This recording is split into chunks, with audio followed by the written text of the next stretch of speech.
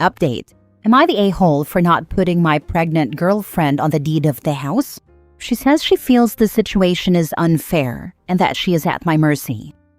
Original post. My girlfriend and I have been together for 2 years, and she is currently pregnant with a baby due in April 2026. Before we found out about the pregnancy, we had casually discussed the idea of possibly buying a house together at some point in the future. At the time, it was more of a long-term goal than an immediate plan. However, once we learned she was pregnant, everything accelerated very quickly. We both felt pressure to create stability and have a permanent home in place before the baby arrived. As part of this process, we decided to get pre-approved for a mortgage together. That's when I discovered something that completely changed the situation. My girlfriend has a very large amount of credit card debt. She had previously represented that her debt was around $10,000, which I was prepared to work with. In reality, it turned out to be over $90,000. Because of this debt, a joint mortgage would come with a much higher interest rate and significantly higher monthly payments than if I applied on my own. Given those circumstances, I proposed that I take out the mortgage solely in my name. Since I would be assuming all of the financial risk, I also said that I believed I should be the only one on the deed. At the time, my girlfriend said she was okay with this arrangement. Based on that understanding, we moved forward. We found a house that we both liked, made an offer, had it accepted, and are now scheduled to close during the second week of January. However, she has since changed her position. She is now refusing to move into the house unless her name is also placed on the deed. I have refused to do that. She is not on the mortgage, and 100% of the down payment is coming from my personal savings. In addition to that, I will be solely responsible for the mortgage payments, utilities, HOA fees, insurance, and all maintenance costs associated with the home. What makes this even more difficult is the timing and context of the debt. I did not learn the true extent of her financial situation until after she was already pregnant. Had I known beforehand that she had misrepresented something this significant while we were planning a future together, I likely would have ended the relationship and certainly would not have agreed to have a child. Lying about finances on this scale feels like a deliberate choice, not an honest mistake. Now I feel stuck between protecting myself financially and trying to keep my relationship intact for the sake of our future child. So, am I the a-hole for refusing to put her on the deed under these circumstances? Now for the top comments before reading the update. Not the a-hole. I am a family law attorney. Putting her on the deed would be a disaster for you. Do not do it until she gets her financial house in order. Don't put her on the deed until you get married. And don't get married just because you have a kid together either. This whole situation is messy. Nearly $100,000 in credit card debt indicates severe financial issues. You would not want her on the deed because she could get sued and collected against, or take out a home equity line of credit. Be clear and set attainable goals. She needs to go to financial counseling and get on a debt management plan before being put on the deed. $100,000 in debt, and they've only been together for 2 years. She's a lunatic thinking she's entitled to be on the deed. She's already planning what she'll do once she leave him, LOL. Have you met my niece? It sounds like you have. She's notorious for screwing over partners. She's managed to get her name on a deed in every relationship. And as soon as the ink dries, she cheats and leaves, and forces a sale and split of a house she never put a penny toward. She leaves a trail of broke, angry, homeless people stuck begging anyone to help them as she dances away with half their house. In case you can't tell, no one in the family can stand her, including her kids. OP, this could be your fate if you fall for her nonsense. Do not put her on anything you own, and definitely don't get married until she is debt-free. Your situation has me itchy because she sounds like my niece, and my niece is a see you next time, with a bold capital C. Now for the update a month later. A couple of weeks after my original post, my girlfriend broke up with me due to the housing situation and not being on the deed. She started looking for a new place. We were living together, but she could not find a place she could afford on her own that wasn't sketchy, and none of her friends were interested in finding a place together.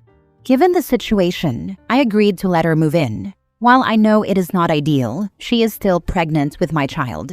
She will stay in one of the guest rooms. I am still paying 100% of the costs for the house, and she still will not be on the deed. She will be responsible for her own groceries. We have a written lease agreement, but I will not be charging her rent. She will need to buy her own furniture, bed, etc.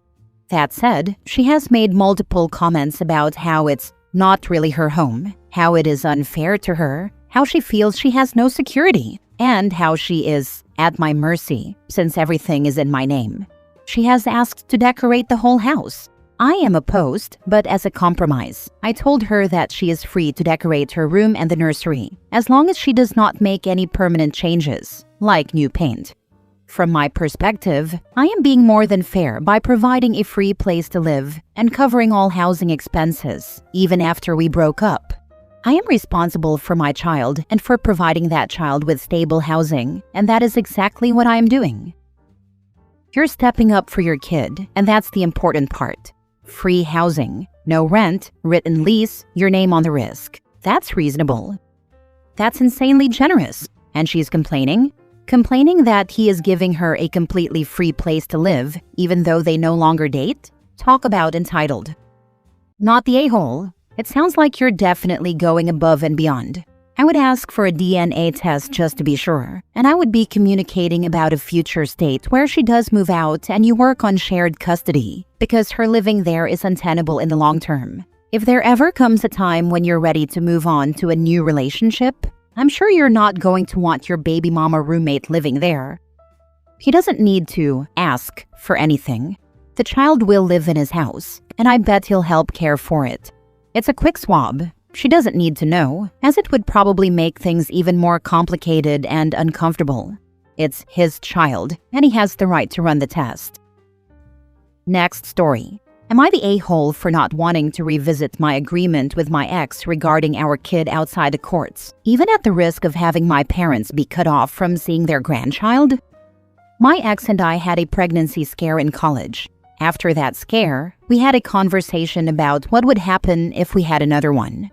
We agreed that if either of us felt we were not ready to have a child, we would agree not to have the child. Fast forward 3 years later, she is pregnant.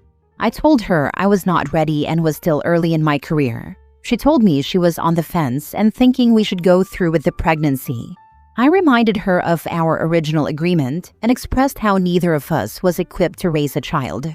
She finally told me, around 19 weeks or so, that she would be keeping the child. At that point, I told her that we were done, and that I would support her financially to the extent that I am legally obligated to, nothing more and nothing less. I told my parents, and said that if my ex was okay with having them in her life, that was fine by me. I just told them that I am nothing more than an ATM, and that I refuse to play any parental role. If she is willing to let them be grandparents, that's great, but that is between her and them. After the child was born, I agreed to child support. I don't have any visitation. She has both primary and legal custody. For me, it is just a 21-year term loan. I live in New York. I could not sign away my rights. It is complicated in New York, but she gets final say on all decisions regarding the child. Now we are having issues because she wants me to be physically in our child's life. She wants me to have the child on weekends and split the days during summer break. I told her no. We had an agreement. I will not be a good influence on that child, and my job schedule is not conducive to watching a kid. Either way, I told her that if she wants to change the agreement, we have to do it through the courts. I reminded her that the courts cannot force visitation, but if they require me to pay more support due to increased costs, so be it. I just want everything to go through the courts so it is properly documented.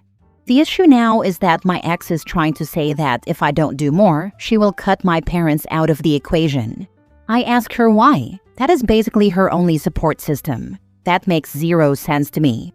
I spoke with my parents, and it appears they had to cut back on some support because my mom was watching the child for nearly 12 hours every day while my ex was working. My parents are older. They had me much later in life. How old is this kid now? Would the child even know you?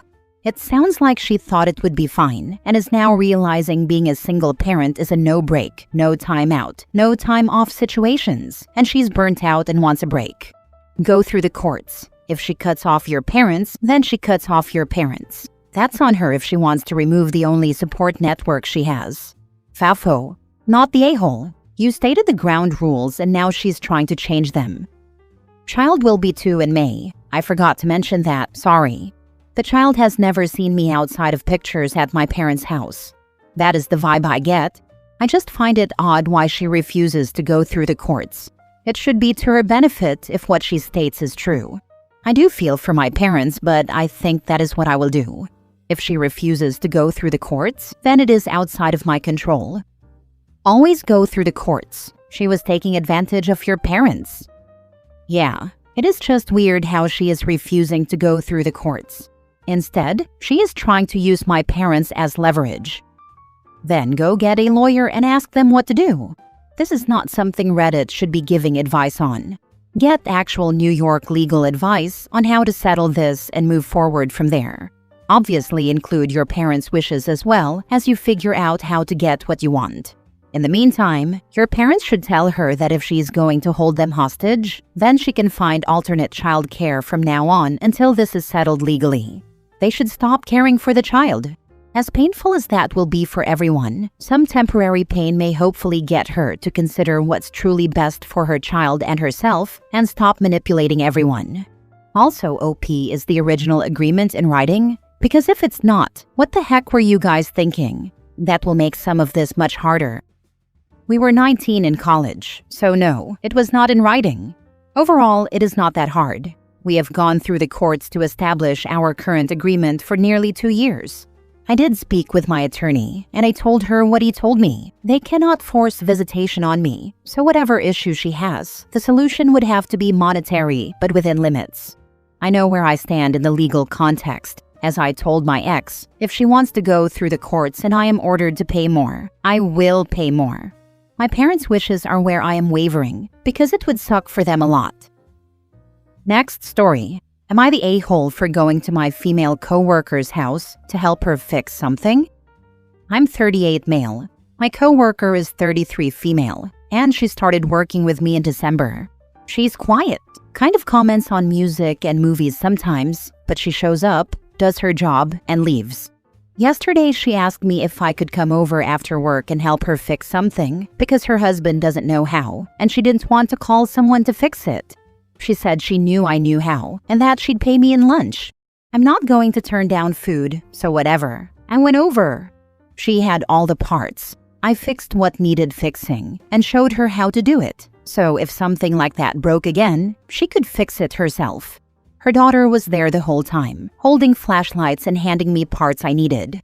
Then she DoorDashed lunch so I could eat while she went to pick up her older kids from school, and we could finish up after she got back. Well, finishing up turned into it still leaking, so I took it apart again and resealed things. By the time we were finishing up the second time, her husband came home and he was livid.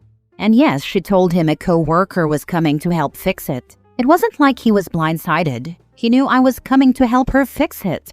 But now a couple of coworkers are saying I'm an a-hole for going to another man's house with his wife and daughter home, like I was being some kind of creeper. We literally fixed the thing and talked about stupid stuff all day. Am I the a-hole? Absolutely not the a-hole. Thank you for helping a woman who needed it. Maybe her husband will sort it before she has to ask another man next time. She told him it was happening. This is on him. Coworkers just want to be involved in gossip. He doesn't know how to fix things. She told me that. She's the handy one, but the plumbing under the sink isn't something she knew how to do. I used to be the woman in that marriage. I had a lot of very close male friends, many of whom we shared and many of whom I knew through work.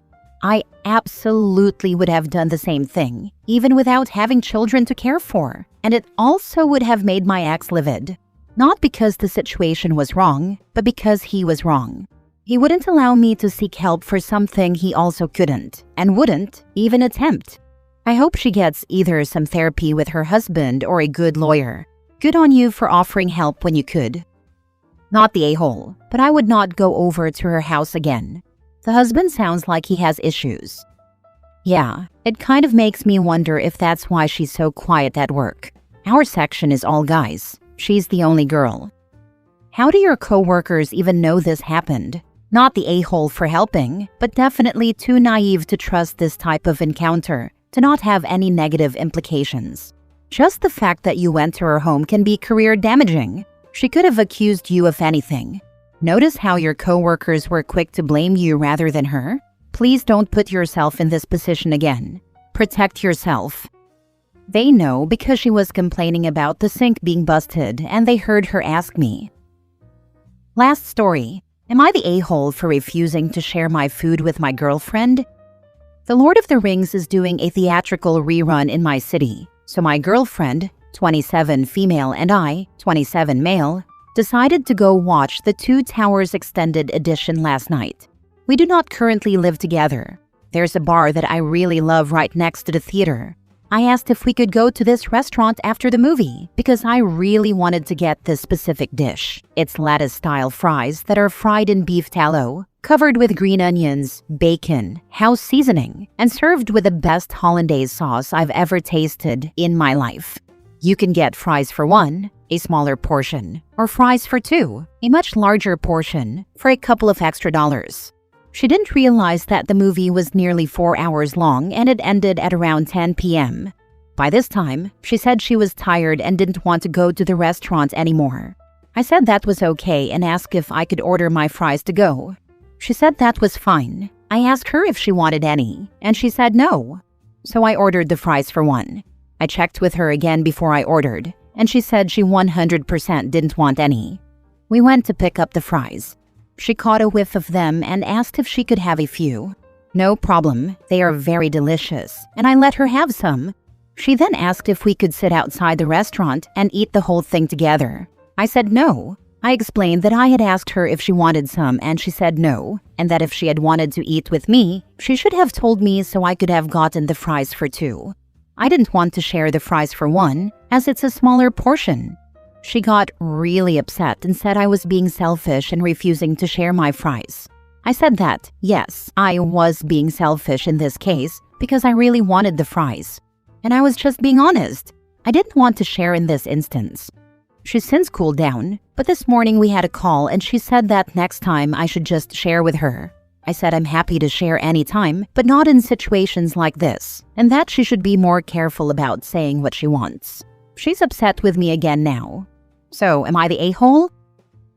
Not the a-hole. I'm so sick of people who do this. Order your own freaking fries. And don't cry when people quite righty don't want to share. Same. I don't share food at all. Lol, are you my mom? She was very militant about not sharing food and had no problem threatening people. She would tell us that if we tried to reach for her food, we'd be pulling back a nub.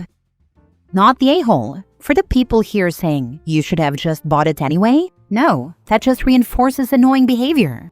She's an adult. If she was really that hungry, she could have ordered another single portion.